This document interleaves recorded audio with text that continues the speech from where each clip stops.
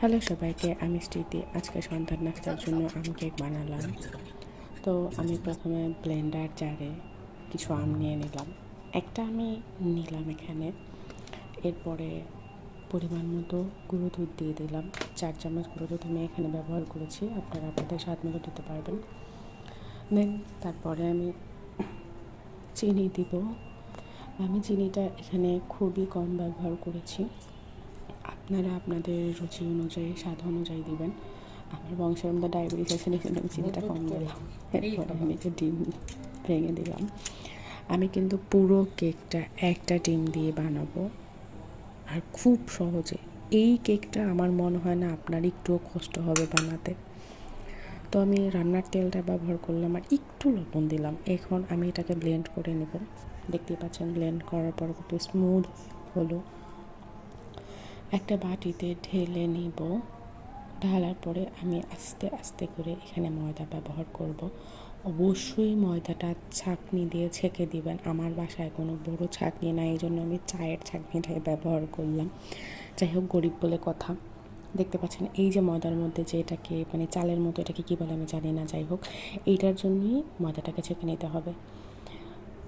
সমস্ত শুকনো আইটেম, যেমন আপনাকে এখানে বেকিং পাউডারটাকেও ছেঁকে দিতে হবে। আমি এই যে শাওনের একটা বেকিং পাউডার, এটা ব্যবহার করলাম।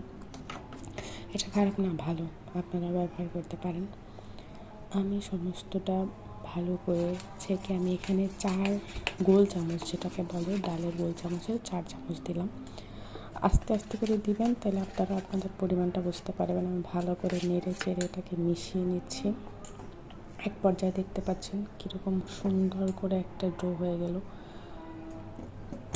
এখন আমি একটা বাটিতে, যেই বাটিতে আমি কেকটা রেডি করবো, সেই বাটিতে পরিমাণ মতো তেল দিয়ে সুন্দর করে তেলটাকে চারপাশে একদম ব্রাশ করে নিব। এরপরে আমি ডোটাকে, এই বাটিটাকে সুন্দর করে দিয়ে দিব। আর বাটিটাকে অবশ্যই ঝাঁকিয়ে নেবেন, যাতে ভিতরে যত হাওয়া থাকে এটা বেরিয়ে আসবে। এরপরে দেখতে পাচ্ছেন আমি ওভেন ছাড়া কেকটা বানাবো, বুঝছেন, আর পুরোটাই নিজের টেকনিক দিয়ে। আমি অবশ্যই ইউটিউবে এবং ফেসবুকে অনেক দেখছি এরকম করে কেক বানাতে। তো আপনারাও হয়তো এটাকে দেখছেন। একটা পাতিলের মধ্যে কিছু কাগজ দিয়ে হালকা আছে, এটা হয়ে যাবে। এই জন্য কেক রেডি। কেকটা খেতে বিশ্বাস করবেন এত টেস্টি হয়েছে। এই কেক একবার বানানোর পরে আপনারা দোকান থেকে কেক কিনে খেতে হবে না। খুবই সুন্দর এবং